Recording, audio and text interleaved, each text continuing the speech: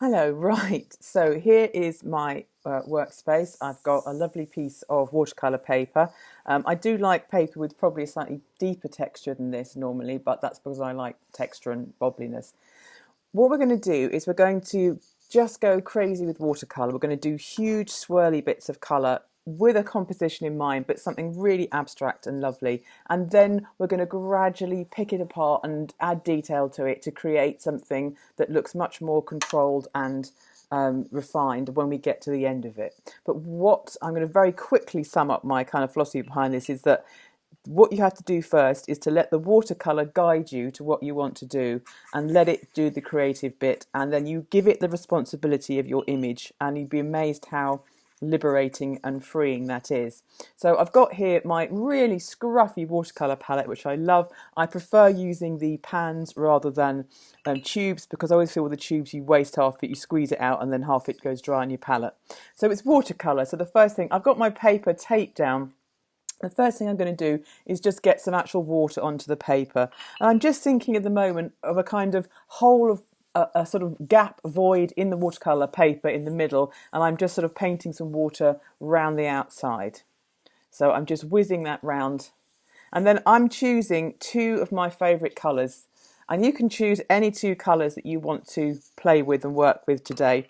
I'm going to choose blue as my main kind of colour, and then I'm going to add in a few hints of peachy orange. And you might want to add some colours. But where you'll see, where you've got the wet, at the moment on my amazing visible painting, I've got a huge brush, and I'm just going to start adding some colour onto the paper. And I don't care right now what it's doing. I'm not trying to control it. I'm just getting excited and going, oh, look at all that. That's a really nice, let's tilt the camera a bit. That's a really lovely kind of, look, there's a thing happening. It's wonderful. It's colour, it's light, it's, we're going to get some more into it. We're going to just add some blue into that. And you can see where I've left the white paper, where I've left the void of whiteness, it's going to neatly skirt around that, and that's already giving me a space that I'm going to work with. Let me come down to I'm going to just tilt down to the bottom here, so I'm going to then again here I want to add some of that blue in just onto the watery paper where I can get it in. I start getting one colour blue. I might decide to get some other blues in, like a stronger oceany kind of blue, but I'm just really just thinking, where do I want colour? What colour do I want to use? Let's see what happens when I blend those two colours together. I just want them to be very kind of loose and creative. I'm going to choose a slightly smaller brush now, just because I want to, I'm going to get some purple. Yeah, I mean, this is really what it's about. It's really about just thinking about the colours and enjoying when they start falling and they start swirling about themselves. It's all about that. It's just about going, okay, I really like that sort of shape, and I'm not thinking too much about what I'm doing. I'm just going to, and I can add some more water and get that to kind of run over the surface. And I'm just going to keep on thinking about this shape here and just seeing what kind of, you've missed all of that. I need to tilt the camera up. You can see, look, all these kind of weird shapes start appearing. It starts doing, it's creating this sort of frame, and that's fantastic. It's doing this kind of thing where it's making this sort of frame appear. And I'm going to add some pigment. If you add some pigment in and it looks too sort of hard, it looks too sort of blobby and you don't like it, get some on the paper, then get some water on your brush and just get the water to do its work and get it to work on the piece that we are building here. So this is all we're thinking about. We're just thinking about what colours do I want to go where. So I'm going to add I'm getting a lot more purple. It's getting a lot more purpley. I'm going to add some colours in here. I'm going to show you as well a medium that I really love using with watercolours is to combine them with painting inks. If you've never tried painting with ink, it's very sort of fluid, it's very translucent, and it can do some really exciting things. So I'm going to, because I'm going to just get some ink as well, and I'm going to use some ink to blot in and to get some different kind of colours and different effects. So the ink is much more sort of vibrant, it's maybe darker, it's maybe stronger, but I'm still just putting it on and seeing what happens and seeing where it goes, and building up And because I'm working on a vertical surface, of course, I've got the power of gravity on my side. The power of gravity. It sounds like I'm a superhero with the power of gravity. But I can use that. I can see where that's starting to pull down, and that's sort of giving me like a direction. And what is really cool is, of course, this is your universe that you're creating. You're in charge of your universe. So why, when you've got some of this on, and you've gone sort of this way with the gravity in this way, you can dry it off and you can flip it upside down, and then suddenly your picture is defying gravity. It's going against gravity. It's going upwards, and it gives it a very different kind of feel. But that's just adding a bit of ink in, which is lovely and dramatic. This is a Liquitex ink. It's a Prussian blue. It's my favourite brand of ink. The other brands are available. A lot of drawing inks work in the same way. I just particularly like their one, but you know, I'm not precious. I'll choose the ink that works best for my kind of assignment. Right, so I've got an edge on this side, and I'm going to flip my board upside down, like I said, because I want to do a bit of work on that bottom edge. So magically turn this upside down, and again, some of my drips are going to start racing back on themselves, and that's okay, that's cool. And I can bring some more of this painting into top edge, because that's looking a little bit faint and a little bit pale in comparison to the bottom that I'm getting. I am working on an A3 piece of paper. This will work just as well on an A4 piece of paper. It will just be a little bit smaller, that's all. And you might want to start on a smaller piece of paper to begin with, because you might feel the big piece of paper is daunting. I know how daunting a white piece of paper can be. Oh, look at that down the side there. Wow, that's doing something really interesting. Look, that's really lovely. Oh, and look, a drip has made, it's broken across the white void. Look at that brave little drip rushing down there. Fantastic, well done, drip. We love drips in doodle art. Doodle art drips are our friends. Right, okay, so we're getting all this kind of weird stuff happening around here. We've got our one brave drip making his way across the sort of big void of whiteness there. Let me just come back a little bit so we can see all of that on the screen and how that's developing. I always tend to work portrait, which is really incompatible with video screens. However, that's my problem. Now, I did mention a second colour, didn't I? So I'm going to add in some orange tones into sort of like inside that circle of blue that we've created there. I'm not going to try and put I'm not going to put water on first. I'm going to make this slightly more controlled, maybe, and then I might change my mind. It's doing it for me. So I'm going to add in just some orange into that space. Done a lovely pour there, another drip, and there's a nice sort of area of mixing sort of coming through together. I'm not going to do maybe as much, maybe just, oh, look at that blue mixing in with the orange there. That's fabulous. Right, so this is what we want. I want stuff that I can get my teeth into later. I want things to happen that I'm not in control of at this point in time. I want things to spread and to move around and colours to appear that I wasn't expecting, because I'm going to sort it all out. I'm going to work with it later. And I just kind of want this strange background that I can then explore, because then I'm not in charge of what's happening here. I have to then respond to the paint, and I have to respond to what it wants to do. And I find that much more sort of liberating and freeing. So yeah, I'm just getting some, this rather knackered up big brush is quite good, because it kind of like is adding these kind of swirly layers in. So now I've just sort of got this basis for the two kind of areas, and I've got a space in between. And composition wise, am I liking that? Yes, I think I'm liking that. I think I'm just going to put a little bit of red maybe into the space here, see what that develops into. And I've got some lovely areas down here where the paint is all kind of running and spreading and doing something really unusual. And that's kind of what I want. And I'm not going to do a lot of painting, more painting with this. I maybe can add some bits in, but I can always come back later and add some more in. But I'm quite happy with kind of where I am now. I want this space in the middle because I want to sort of work through and round that. Now, the next thing I really need to do is to leave it overnight. No, I'm not going to leave it now. I'm going to grab a hairdryer and I'm going to dry it off. I'm going to pause this video recording because you do not want to see 5 minutes of me blow drying a piece of paper. It does not make for thrilling TV. So I'm going to pause it, I'm going to dry it all off, and then we'll come back with a dry piece of paper and we'll start on the doodle aspect of things. Right, so here I have the image where I have blasted it with a hairdryer. Obviously, you don't have to blast it with a hairdryer. You can just leave it overnight to dry. And sometimes I find that works really well because it's kind of good to get some distance from what you're working on. And if you sort of step back for a bit, it gives you a chance to do that. What I want to do now, though, it's now nice and dry, so I can use pen and ink on it. So I can use some fine line pens to start adding in the kind of doodle. And it can be quite daunting at this point because you think, well, where on earth do I start? Well, we're going to start with just identifying the outline that we've got here with this very sort of pale space in the middle. So I'm going to use a 0.2 pen.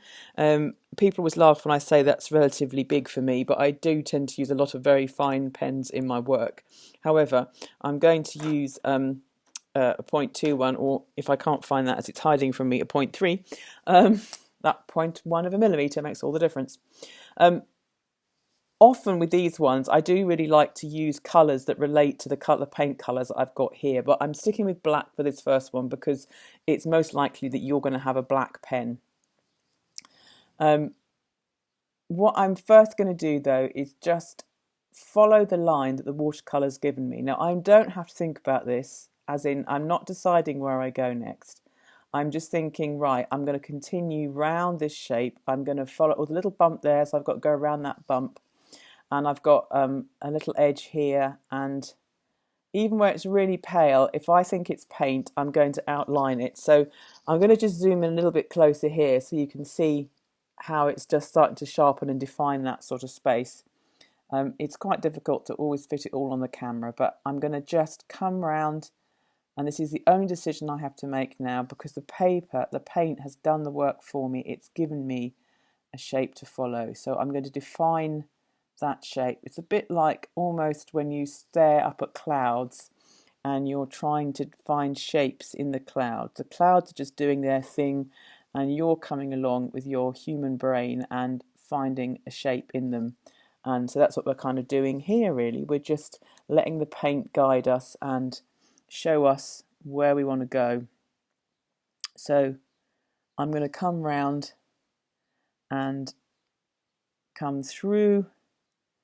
I can see a nice little edge there. I'm getting into a sort of darker pink.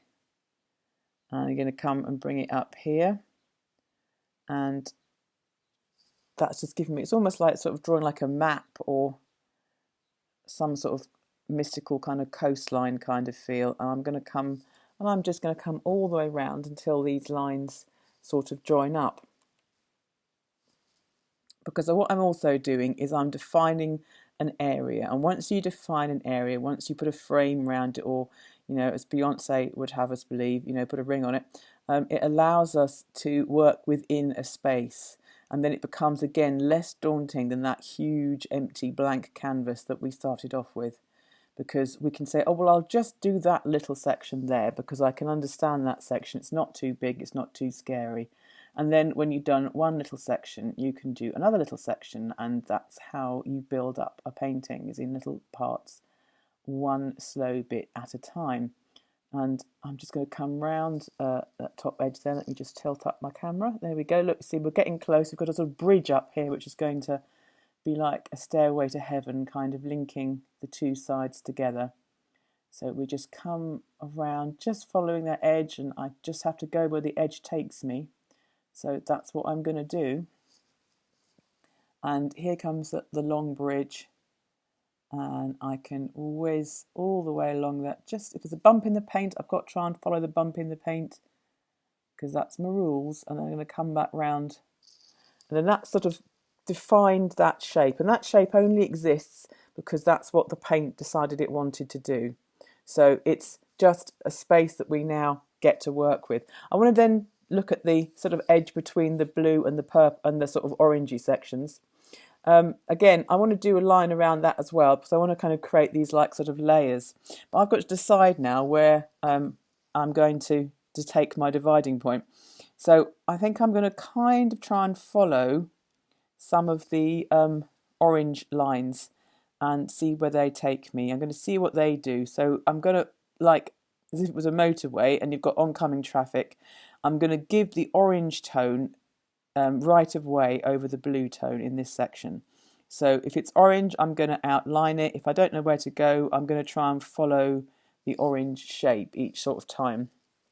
So I'm going to come up this way a bit because that will be easier for the camera to follow. So look, see, I've got a borderline here between orange and blue. So I'm going to think about where the orange is going. I'm going to let my pen follow that kind of orange. And if I'm not sure, just keep thinking, well, which is the most orangey bit? Let's go towards that bit.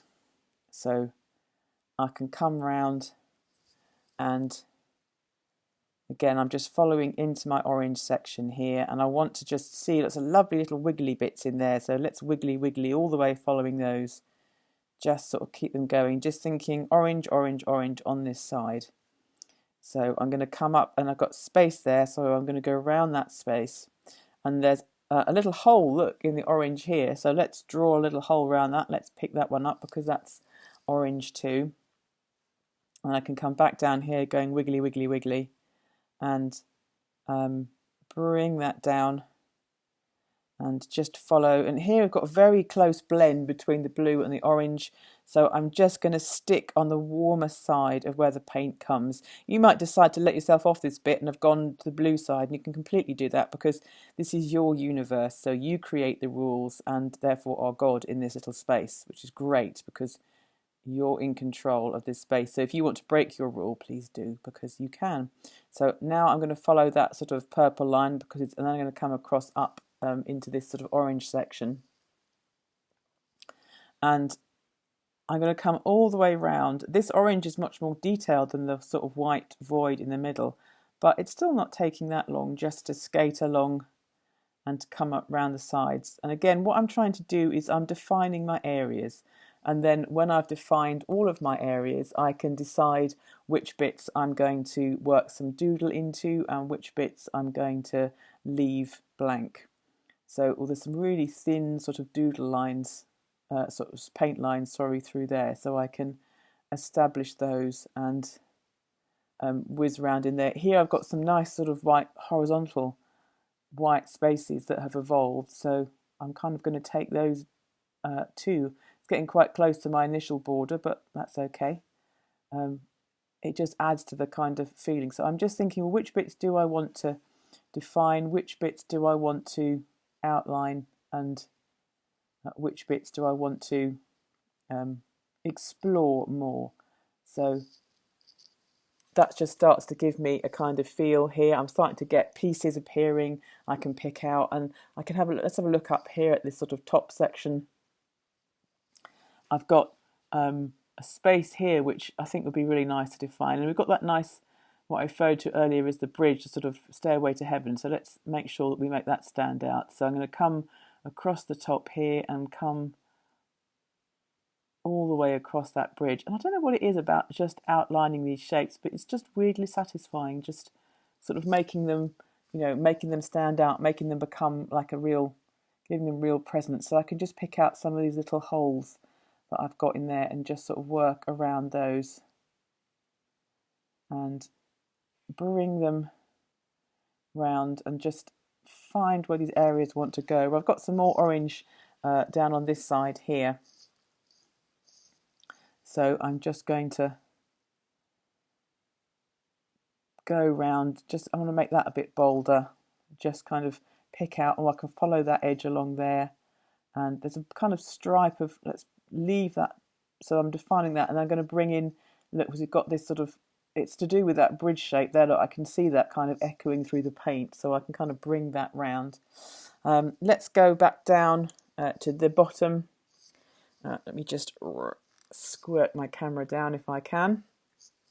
I've got a bit of light shining on there, which is probably a bit too daylight. Surprising how the light can really easily white out what you're doing. Just trying to get a balance. It can just see it a little bit better if I drop the curtain in darker. So here's a nice shape. So I just want to pick out the areas that I want to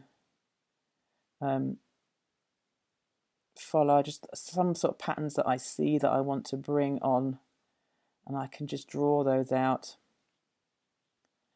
and follow those sort of round and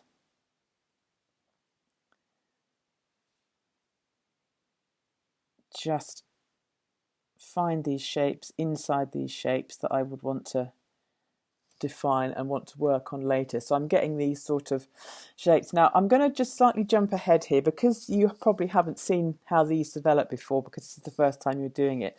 Once I've got these sort of areas defined, this is where I can start adding some pattern and to give them sort of surface texture and make something more even more interesting happen with them. So with these orange sections here, can you see where I've got all these sort of bumps in here?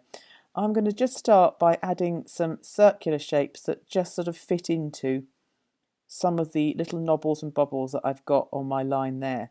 And it kind of starts to look a little bit like scales maybe, or seeds kind of clustered together in a seed pod in some kind of way. But it just gives me a kind of texture. It's a really simple shape. It's not difficult to draw, really. It's just a wibbly sort of circle. Well, I mean, circle is pushing it a bit, but, you know, it's just a wibbly kind of like a pebble. But if I do them smaller together, I'm using more line, I'm getting more line on the paper, and they start looking a bit darker. And then if I do bigger ones, I'm allowing more of the colour to kind of show through, and it looks lighter and more colourful. So I don't really have any rhyme or reason at the moment behind sort of where I'm doing these, but I can just sort of draw some sort of texture in here, and then they can come across into some of these larger areas of space. And as they come into the big space, I might let some of them get a bit larger, so they're allowing more of those nice kind of red colours to come through. And again, there's some little holes in here, so now I'm looking at this sort of detail. I can define those, and then coming back here again, there's sort of just sort of, oh, well, how can I fit that texture in there? Or I can kind of squeeze those sort of bits through there. And I'm just using, with this one, the same organic shape, just to kind of give that sort of surface texture all over. And then when I come up here, I might decide to do quite a large one that maybe follows some of the paint again that I've got there. So I'm sort of defining that kind of area in there.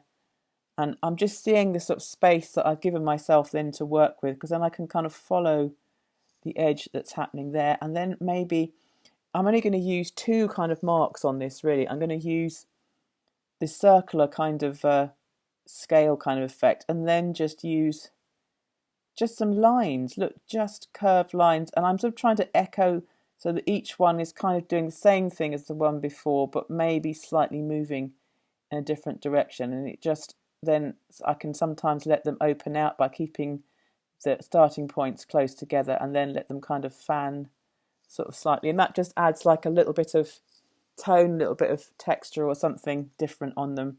And then again, I can come round the top with, I can just decide I want to echo that shape and bring another kind of layer coming round like that. And I can put some circles in that. And again, where it gets small, where if you've got a space that you're filling in with circles, if that space gets narrower and it gets more defined, just let your circles get smaller as well. And again, the smaller they are, the smaller these little scales become, the darker the overall tonal kind of effect is. And then I'm going to increase them, and where I make them bigger, it lets more colour through, it lets more light through. It just lets more air into the design, and it just gives it a different kind of feel. So where it's paler, you might want to do bigger sort of circles when it's paler, because that helps to kind of give that effect of open airness. And then in between, you can kind of do little darker little ones to get some more shade and some more tone in. And as you then get smaller and smaller, you can pack in some more circles, going tightly down and down until they become really small and really dark. And that's just, can you see how just that little bit of drawing them more densely there makes this look like it's sort of going down sort of deeper into a kind of shadowed kind of area. So I've got all this sort of space here I can sort of play with. And if you're not sure, you think, okay, I'm sort of got that bit together, but I don't know where to go next, leave it for now, and then we'll go to a different bit where you maybe can see some more kind of definition, because there's a bit up here, look, which has already got quite a lot of line work on it. I'm just going to heft my camera around a bit so it's a bit more on level. That's better. And I can just add a tiny bit more light with my light, I hope. Let's just brighten it up a little bit. Right, okay, so now I've got this nice area sort of here. So I know there's something going down there, but I'm going to ignore that for now. I'm just going to focus on this bit here. So, well, I can see straight away there's a blue line there. So I'm going to add my sort of division into there and a sort of blue line. And I've got a little bit of blue kind of coming down here. It's quite misty, but I'm just going to sort of decide where it's going to end, just following some of the little wiggles again of the kind of paint. And look, this line here, I thought this was a shadow at first, but it's not. It's just a little cross sort of ripple of blue into it. So I'm going to follow that with my pen and just chase it all the way up and see where it wants to go. Just following it, just looking at the end of your pen and letting that move through the paint and draw that kind of round and round those sort of areas. So there I've got another little space, and I've given myself a nice little world that I can inhabit. So there's a little line of white there, so let's just take that across. And even in this section here, look, the little tiny bits of pink that I can also, the orange has become quite pinky here. So I can mix and I can find that line again that I can just bring through. So it's sort of almost like drawing round contours on a map or something, which is also a weirdly satisfying thing to do. Just sort of like seeing how there's a little blue just stops there, so I can just create that into a space. And so I've got all these sort of areas here. So what can I do with this area? Well, you know, we talked about those nice sort of circles, and here's a space there that's just crying out to be made into a scale or a circle. And I'm going to put, there's all some lovely bumps along here. So I'm going to use the bumps that are already here and just bring them up into the size of circles that they seem to indicate. So some are bigger than others, some are more kind of ovally, some fit a bit sort of differently, and then I can just put a few into that end section. And then, oh look, there's sort of one here, so let's put one in there. That definitely wants to be there. And I think there's one that wants to poke up into one sort of around there. And it's just weirdly satisfying, just putting these lovely sort of little circle shapes in. Starts to look like rock formations or something. And then again, I'm going to use just the lines. I want to fill in this sort of area here. So I'm just going to take, and if you're not sure how to pace it, decide where you want some lines to keep them quite far apart. And then you can go back and decide to divide each section with another line. And, you know, think, oh, it's going to be quite difficult to get really close together. But if you just keep going back each time and taking your line through the section like that and breaking it up so the lines start to become more dominant, and you can fit a couple more in, and you could stop there if you wanted to. You could go on and add some more. And again, if you just give yourself a very small space to fill in, it seems to go easier if you try and do that from the get-go. So I'm just going to come through and maybe subdivide some of these ones. And now I'm getting a bit more confident that I want these lines dark, so I can add in 2 or 3 at a time and just bring that sort of area of shading and shadow across just like that. And so this is the simplest doodle line that you can use, really, because it's just a line combined with a sort of scale-like circle. So the two are pretty much the simplest form that you could possibly want to use. This edge here, because I've got now these sort of stripes here, and it's sort of, I can now pack this with tiny circular shapes like that, just sort of pushing them in so that that's making that edge now next to this section look a bit stronger and a bit darker, because I've put in lots of little circles and drawn them in. tightly push them in, and then then that becomes sort of like a little area. I'm going to have to move my camera over a bit, but you can see that sort of you now got something happening in this area, which is quite exciting. So I'm going to continue my circles up into, and look, as this gets tiny, my circles need to get really tiny as well. So they're almost like black dots. They're almost little tiny black dots. And then again, small ones that come along here, really closely packed. And then I might get a bit bigger into this, like they're sort of poured through into this area here, past this little bottleneck, and then they're going to get bigger and they're going to fit in, and then they're going to come. I'm going to go back into do them a bit larger, and then I think I'm going to go into lines again in this section. So I'm going to take some lines up and just sort of fill those in.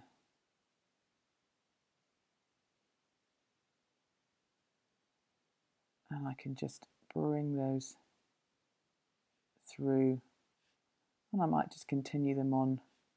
And let's change their direction a bit. Let's make them curve down that way. That's giving them a different kind of feel. And I think when they come down to here, they're going to start going into circles, because that's kind of the space that I want them to inhabit. So coming down into little circle shapes, just more tightly in like that.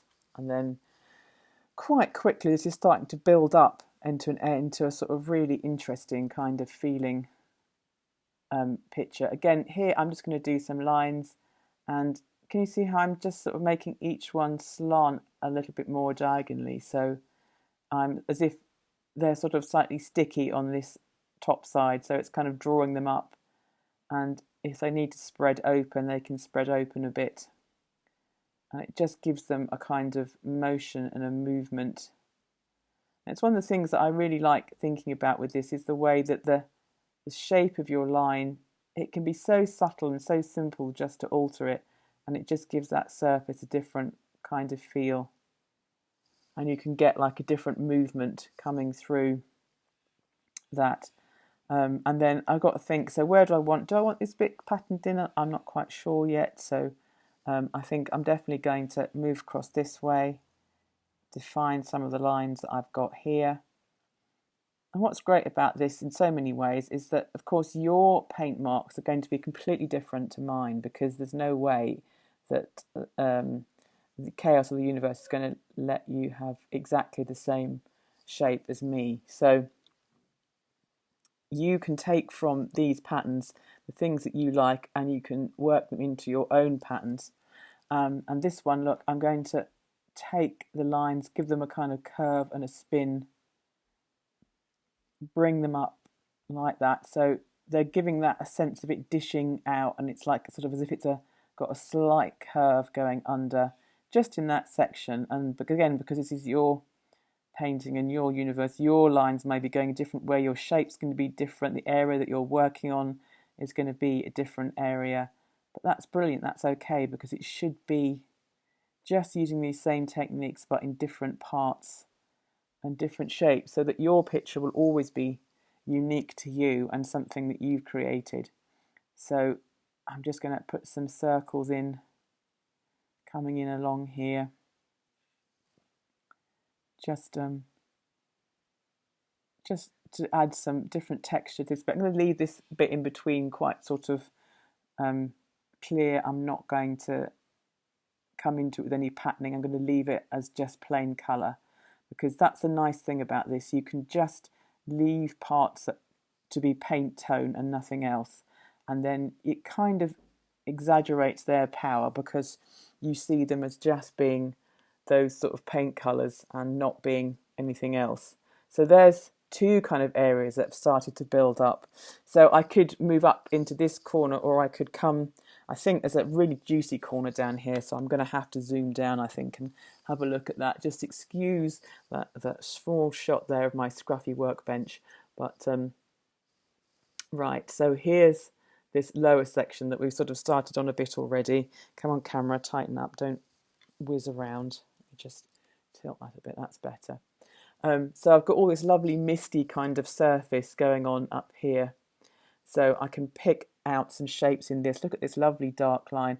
I'm just going to come in here and I'm going to add some circles into this to kind of, I'm thinking of it as like really enhancing that shape. So some bits I can come and just do, it becomes so fine I can just draw a line. And then other bits can open out into tiny little circles again, but I'm going to keep it quite dark, just sort of thinking about where that line comes and just following it with my pen. And if it spreads a bit, I can make some circles to sort of make it wider. And this is a nice area where you can use things like darker pens to kind of thicken your lines, like a thicker weight of pen to really pull that bigger. But I'm just going to bring all the way down. I've just gone off the page there. And then I'm going to do the same thing with this because there's another sort of line that's very similar to it. It's going to come down. So I'm going to start off with line work. And I'm going to then, where I've got that darker bit there, look, I can open up and go into some bigger sort of circles. But I want to kind of really enhance that shape that the paint's given me because it's just a lovely long kind of stalagmite almost kind of effect. And then I can bring these a bit larger, again where the paint is going darker. And bring some lines in. I can just, there's a nice sort of curvy bump bit there, so I can bring some lines going around that if I feel like it, and then come down again and seeing what sort of shapes you can find in the paint again to sort of play with and work around. And then I can see some more sort of nice patterns in through there, so let's bring all that together. And again, let's get this piece going because there's a nice sort of, not sure where that's going to end up, but sort of like peters out, but that's okay. We can sort of add that in. And then this edge here, I think I'm going to add some of my lines, but I'm going to let them just flick. If you just slightly flick your pen so the line runs out. So these lines are not so contained. They're not between two kind of areas like they are with the lines inside a shape. You know, I haven't got the other side of the shape defined, so where these lines kind of flick out, it kind of gives me, it's almost like a sort of fluffy kind of feeling, isn't it? It gives it kind of fluffy texture, which is quite interesting, hairy, one might even say. So then I can come down on this side as well. I'm going to keep the hairiness going in the same sort of direction. So I've got this piece here, that's got to be circles. Look, it's got loads of lovely bits that I want to get into being circles. So I suppose the flicky sort of hairy technique is a slightly different line, but it's very similar to the more kind of controlled version, and it's still really only a tiny little line. It's not doing anything. We haven't got into using curls and leaf patterns, and that's all going to be coming up as we go through the course. But just to begin with, just kind of keeping these very simple shapes so that you're not worried about what shape you're making and you're not really thinking about where you're going. You're just thinking which of these two options is going to work best for this bit of abstract background that you've come across. So we can, and then there's a line here. Let's follow that with our dark, and I think I'm going to do some hairy lines coming off this going the other way as well. So let's bring those sort of down like that, and then so I can get some coming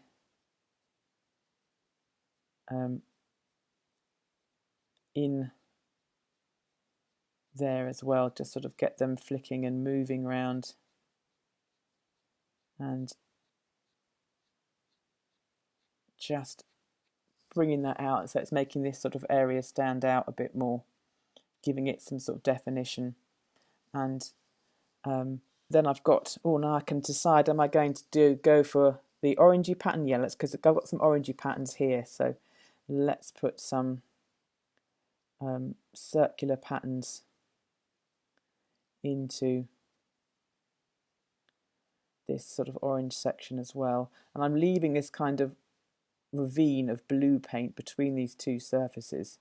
which is lovely because then it sort of makes that blue stand out even more than it was to begin with.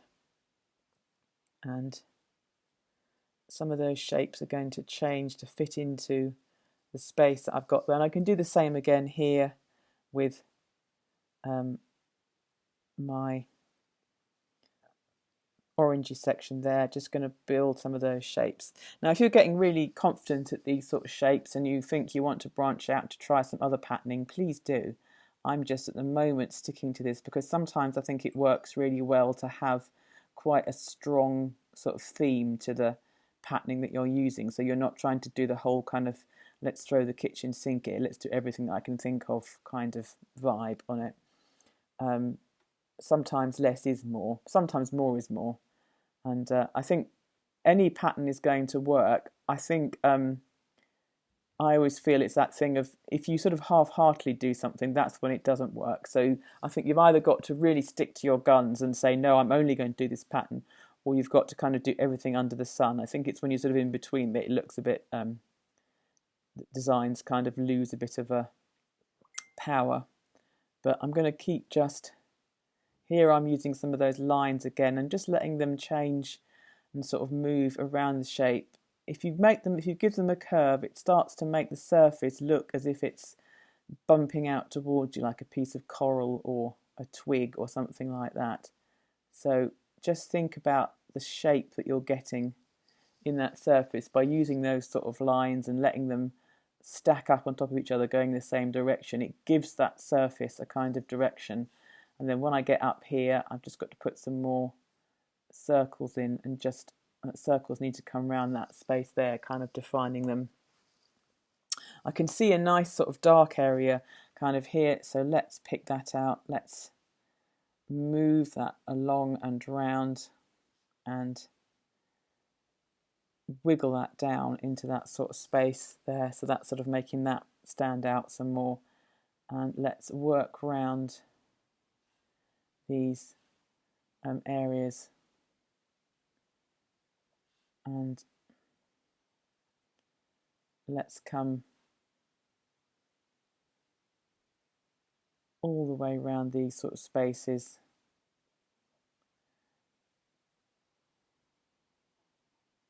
And work in between. I can see in these sort of like, I'm able to pick up some sort of grey lines. Oh, look, I've disappeared off the camera, so that bit was terribly exciting. But I've managed to pick out some sort of grey lines.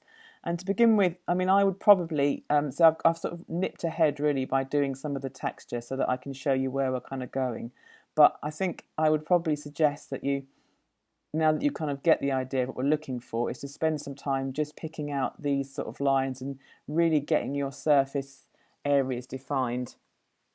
Up we go again. So we are moving these, sort of seeing where I'm going. I can't keep up with myself, I keep whizzing ahead. So we can see where we've got to work on and how we can break up this surface and create these sort of looks and things that fit together. And we can see where they sort of move, and just to begin with, just keep on finding these lines and drawing these lines in so that it's the lines that you're following, and the more you build up, the more surface you then get to work with, and you don't have sort of too many isolated bits. So you can see I've really started to get this corner, you know, I can sort of start to define all these shapes here and bring them round and get these layers working, just to sort of see, just keep looking for, think, oh, I haven't done that line, or have I done that line, you know. And people sort of say, well, how do I know when I've done it enough? And I go, well, can you see any more interesting lines? And they go, no. And go, well, you've probably done enough then. If you can still find bits that you want to look at, then that you've got to keep going. I'm going to turn my board round again because it'll just be easier where the camera is, just to focus on this section here. And also sometimes when you turn it round at a different angle, things take on a different kind of look, they have a different kind of feel to them, and you might notice something that you hadn't noticed before. But I'm going to start again, there's this very, very dark line here, so let's put that in because I can definitely really easily see where that wants to go. So I can follow that and I can bring it all the way along and wiggle it right down to, well, I'm sort of going sideways now, but it's going right down towards the bottom. And I mean, if you turn your work round, you might find at the end of the day that you prefer it going this way, and then that's the way it can go. Again, there's no rules, and it's almost like a sort of gravity-free piece, isn't it? It's got its own, it's got its own rules, and you might find the rhythm of it works better for you going one way or another. So just keep turning it around until you're happy with the orientation that it's at. So we're just coming along, following all these ripples and wiggles, in and out, just looking for where they're going to take us. And just really enjoying some of these beautiful misty kind of colours. I mean, sometimes I've found a bit that is just so perfect and I just love it so much, I've kind of cut it out of the big picture, and that's the bit, and I put it in a tiny frame, and it's just delightful, and that's how it works for me. You know, sometimes you just see a bit that you absolutely love and you want to expand that, and there is this sort of strange and sort of serendipitous kind of quality to this, where you just find things and perhaps inside them you see visions of countryside or far off fantasy towns or beautiful seascapes. I think this one, because it's got an element of blues in it, they always do have a slightly sort of underwater quality, which makes me, I always think of coral reefs and rock pools and things like that, which I think is really, really lovely. And they always have things hidden in them and mysterious things to find and strange creatures. And I think you could certainly go to town drawing maybe some creatures hiding in amongst all these patterns if you're that kind of an artist. But I'm just going to to begin with, I'm just going to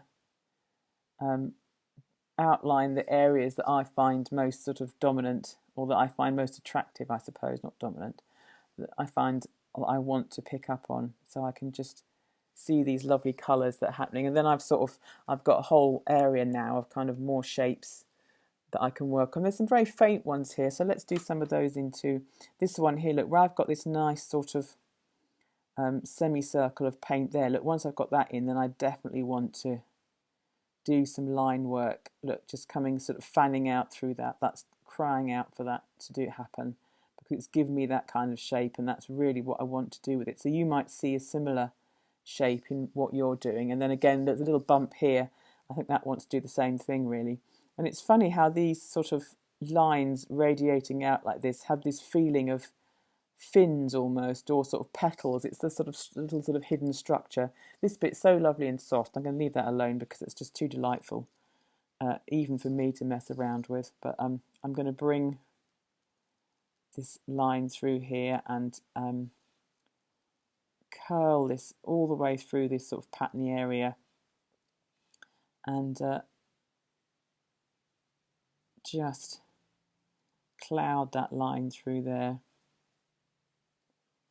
and bring that up there. And there's a little, oh, I'm so tempted now. No, I'm not going to do it. I might just have to do it, just like bring that through a little bit, just to, it can just be, and if you don't want it to be too strong a line, just turn it into dots so that you're just dotting along like that, just to kind of add a tiny bit of definition, but just sort of think about kind of moving away from that. And then here's an orangey bit in here, so let's get some areas defined in there, and I can bring some of the more circular shapes into here. Oh look, look at this line here where this orange comes down. I didn't notice that beforehand, but again, looking again a bit closer just lets me pick that out, and then that definitely needs to have the sort of scalies in the same kind of way, just to sort of bring that through. And then I can just bring these in all the way, and I've got some lovely layers of sort of, and I said, within the way that we did like the sort of hairy one, instead of doing lines all the way across, if you just put your pen on the line and just let it flick up, just a very simple little flick of the fingers, and let it fade out so it's not as strong as the more defined line. Going along that edge, it just starts to look a little bit like shadow or tone something like that. And again, on this area here, I can do the same sort of thing, and it starts to give it a sort of sense of depth and perspective. And I can just bring some more of that along, kind of round again. And maybe on this edge here, I'm going to come into that blue, so going the other way, sort of darkening that blue down again. And just, you know, you can try it one way, you can try it another way, and usually these paintings have a lot of space in them, so you've got plenty of room to go and explore and to get different things to happen. And maybe just some little circles can come. And again, people, as I said before, people say to me, well, how will I know when to stop? And I kind of think, well, you kind of, you know, when you look at it and you go, oh, I'll just do that bit, then you need to do that bit. And then you look at it again and go, oh, I just think I'll just do a bit into that bit. And then eventually you'll think, oh, I don't know where to go next. And that's probably means that you've done enough, that your picture has kind of given you all it's going to give you. But then again, you might go away for a bit and you might come back to it and say, oh, actually, now that I've had some time away from it, I can come back and I can see that I want to get some more texture, or maybe I'm going to get some gold pen or some white pen. And we will be doing a session with some work with white pen because it's so magical. But we'll do that a bit later on, so you've got time. I've got time to go through with you what sort of white pens to look for, and you've got time to get them. So, but we will do white pen because I love white pen. So we're going to then, but you know, you sort of like, you go away for a bit and you come back and you think, well, and then you sort of see a bit you can add some more to, and then you just keep going and you keep going, and it's just there, and it's just sort of something you can sit down with for 10 minutes, half an hour, 40 minutes, something like that. You can kind of almost do it while you're watching your favourite TV shows, or you're listening to the radio, or a bit of music, you know, and because you get the watery bit done first, the bit that's going to cause the most mess. Once you've got that bit done, you can then take it sort of almost anywhere. You can create your own, if you do smaller pages, you can do your own backdrops and create travel ones for yourself. So you can create, you know, if we ever get to go on planes again, or, you know, if you're going on a long train journey, which I think may be more likely in the near future than a plane journey, but if we do get to go on a long train journey, if the night beforehand you can get yourself a couple of pieces or half a dozen pieces of small paper, so cut down an A4 into an A5, and give yourself a handful of exciting colours on each page, just literally go for a couple of minutes on each page with different colours. So one page all hot colours, one page explosions of blue, and then try doing some with just paint at the top of the page dribbling down, and do like a whole range of backdrops, and then you can put them together in like a sort of travel case with just a single black couple of pens, and then the next day they'll be lovely and dry, and there you go, you've got your own personalised travel set of doodle arts that you can sit and do and watch the hours of your journeys melt away. And if you commute for work, then you can, you know, if you're lucky enough to get a seat, which I think these days the trains are a bit more empty, silver linings and all that, you then get a table and you can just do a little bit every morning and every evening on the way home. And even just doing 10 minutes, quarter of an hour, will just give your brain that chance to de-stress and move away from that sort of work environment and have a little bit of creative time. And it kind of makes that time then, that commuting time, which up until now has been sort of, you know, something of a chore, it kind of starts to make it something you almost look forward to. You're going to go, oh, I'm going home. Oh, I get to have a little doodle on the train, you know, and it's sort of really quite lovely. And I really love finding ways like that to create, to make those sort of dead times in your life where you just have to do something and it has to happen. I love finding sneaky ways to make those actually really something you look forward to each day. That's such a wonderful thing to achieve. Obviously, don't do this if you're driving to work. But, you know, I think I should just point that out. It's very difficult to doodle and drive safely, so best avoided. Unfortunately, I suffer awfully from car sickness, so I can't doodle in a car. And it's quite hard because the motion of the car is quite different. But if you are able to draw in a car, you could certainly do it then as well.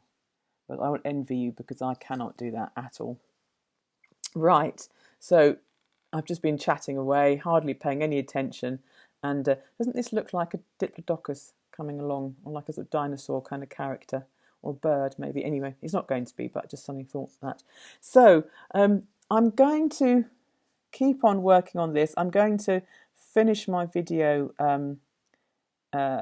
sort of here, because I want to see what you're going to do next. I'd like you to continue on now that you've sort of had a sort of introduction, and it would be fantastic if you can share your pieces at the start of our next session. But I think it'd be really nice to see how far you take it on your own, as it were. So I'm going to just put this up the way I started and draw back my camera so you can see how that's starting to develop. And so let's come right back, and there we go. So there we have, this sort of piece has started, and it's beginning to build up its sort of surface texture, and we can see there's sort of different areas of tone and pattern coming into it, and I'm aiming to fill all of the blues and the pink section with some of these really intense details and leave the white section untouched. At the moment, my mind may change about this, you know, because I can. But yeah, so that's what I'm going to do now. So I hope that you've enjoyed just this sort of basic introduction to doodle and watercolour, and we will do another piece together, hopefully, when we next meet. Thank you very much.